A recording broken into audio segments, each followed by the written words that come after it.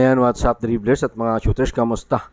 Kamusta po kayo? Nasa US pa nga din po si Coach Tim Cone, kaya ang tanong, makakabalik nga ba si Coach Tim Cone sa kanilang unang laban sa Rain or Shine ni Last of Painters at San Miguel Virmen, Meralco Bolts, Magnolia Chicken Templados at defending champion na Talk and Text Tropang Giga at Barangay Ginebra San Miguel ang mas pinapaboran pa ring maglaban-laban pagdating ng playoffs hanggang finals ng 49 season ng PBA Governors Cup. Yan po yung ating pag-uusapan at tatalakayin sa video ito matapos po akong maglambing sa inyo ng isang like, share, comment down below, and don't forget to subscribe and hit that notification bell button para updated po tayo sa ating pong mga video. Wala nga po si Barangay Ginebra San Miguel Head Coach Tim Cone sa pagbubukas ng 49th season ng PBA Governors Cup, pero inaasahan pong magbabalik siya sa kanya pong unang laro laban sa Rain or Shine Elasto Painters dyan po sa Candon, Ilocos Sur sa Candon City Arena. Umalis nga po ang veteranong head coach ng Barangay Ginebra San Miguel papuntang US noong pong nakaraang linggo para umattend ng kasal ng kanya pong anak diyan po sa Washington, D.C. Anak na babae po ito ni Coach Tim Cone at inaasahan pong hindi pa siya makakabalik sa Pilipinas hanggang sa unang bahagi po ng susunod na linggo. So ibig sabihin po wala si Coach Tim Cone sa pagbubukas ng 49th season ng PBA Governors Cup sa loob ng Araneta Coliseum. Mamaya po yan mangyayari alas 5 ng hapon. Pero sinabi nga po ni National Head Coach Tim Cone na makakasama siya ng kanya pong Barangay Ginebra San Miguel sa kanilang unang laban kontra sa Rain or Shine Elasto Painters. Diyan po gaganapin yan sa unang out-of-town game ng PBA sa Candon, Ilocos Sur sa August 24 sa Candon City Arena. Narito po si Coach Tim Cone sa ulat ni Jerry Ramos sa spin.ph. Wala ko sa opening. Darating ako isang araw pagkatapos. So nandyan ako sa Ilocos. Nandito ako para dyan. So sa ngayon, ang kanya pong lead assistant coach na si Coach Richard Del Rosario na siya muna ang nangangasiwa sa practice para sa kanila pong paghahanda para po sa nasabing laro, sa nasabing laban kontra sa Rain or Shine Elasto Painters ni Coach Yeng Yao. Malaki nga po ang tiwala ni Coach Tim Cone sa kanya pong long-time deputy na si Coach Richard Del Rosario para sa paghahanda o para sa pag-handle muna ng Barangay Ginebra habang wala po si Coach Tim Cone at nasa US nga po. Narito po si Coach Tim Cone sa ulat pa din ni Jerry Ramos sa spin.ph. Every time na nangyayari ito, sa tingin ko at palaging si Richard ang nagti-take over. Kapag bumalik ako, mas maganda ang team. Pag-amin po yan ni Coach Tim Cone. Narito pa po ang kanyang mga huling bahagi ng pahayag. Sa ulat pa din po yan ni Jerry Ramos sa spin.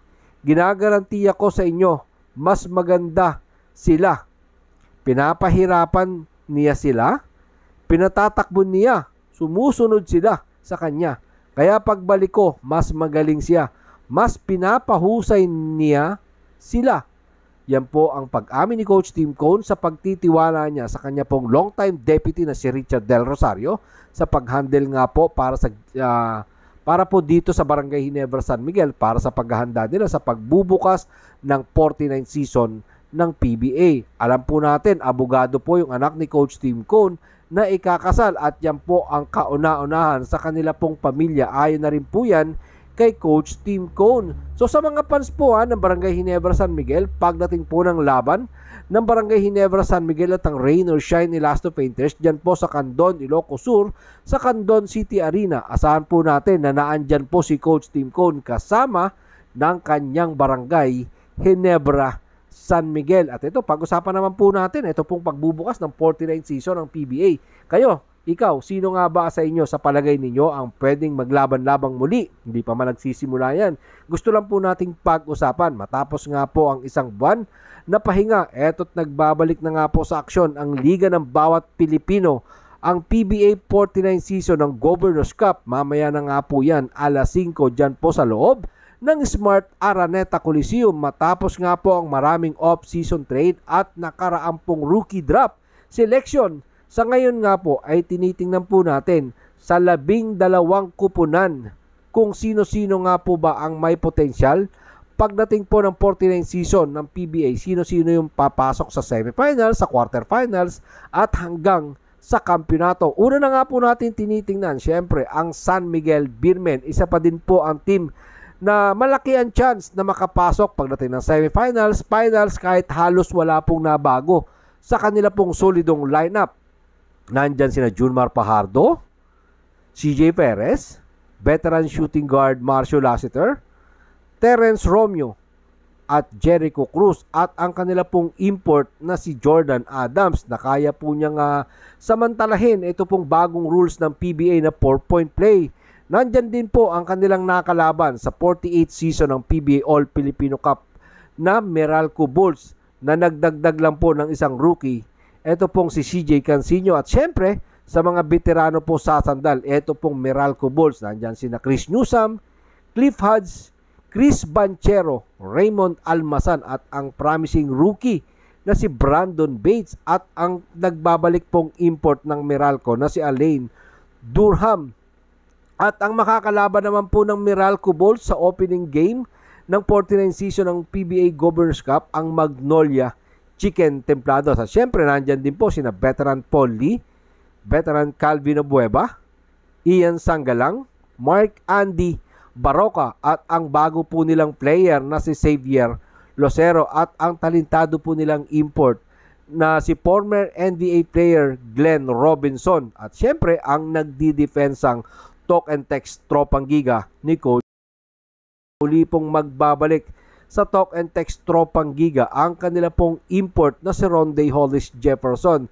Sila din po ang defending champion dito sa Governors Cup, kasama po sina Calvin Optana, Roger Ray Pugoy, Jason Castro, at nagbabalik mula po sa injury na si Poy Eram, at ang bago pong player ng talk and text tropang giga si Ray Chan ng Batacs, at ang Rain or Shine Elasto Painters ni Coach Yeng Giao, kasama sina siyempre sina veteran Bo Velga, Leonard Santellan, Andre Karakot, rookie Kailan Chongson, at ang kanila pong import na si Aaron Fuller. At siyempre nandyan po ang Barangay Ginebra San Miguel na may bago pong 5 manlalaro na pinangungunahan ng promising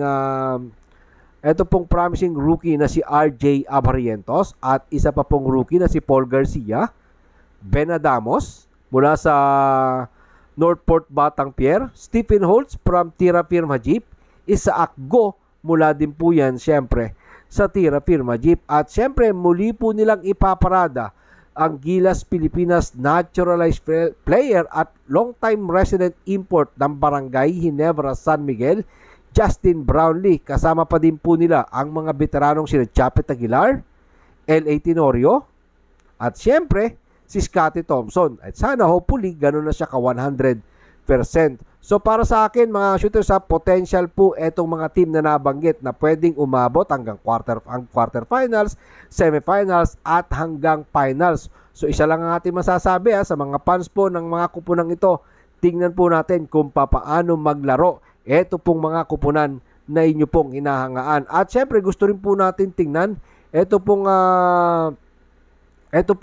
bagong nilipatan ng former Barangay Ginebra San Miguel na si Stanley Fringel at Christian Stan Hardinger, kung ano nga po ba ang kanilang maiaambag o maitutulong sa kanilang bagong kupunan na Tira Firma Jeep. Kaya isa lang masasabi natin, good luck po, at aabangan po natin kung ano po ang maibibigay na entertainment para sa atin ng bagong magbubukas na PBA ngayon pong 49 season. At mamaya po masasaksihan po natin ang bakbakan ng Meralco Bulls at ng Magnolia Chicken Templados. At syempre bago po natin tapusin ang ating pong video, shoutout po muna kina Ronald Berbosidad, Gerald Di Guzman, Wilfredo Paraguyo, Jervin Chris, Teodoro Alonso, Villa Flores family ng Victoria, Laguna, Noel Corpus, Francis Kiko Palomayan, Lady Water, at sa buo pong Team Pangat Premier Supporters,